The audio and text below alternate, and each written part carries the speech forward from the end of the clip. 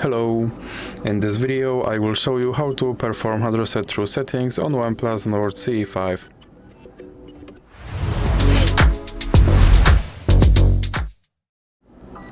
So you have to start by opening your settings application, and then you have to scroll down and click on System and Update. Now click on Backup and Reset, and then click on Reset Phone. Now click on Reset Data and then click Clear and click Clear again.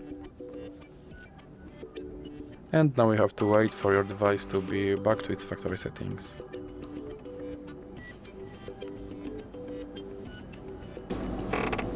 So as you can see, my device is now back to its factory settings and I have to perform phone setup all over again. So that's it for this video. If you liked it, please remember to leave like and subscribe.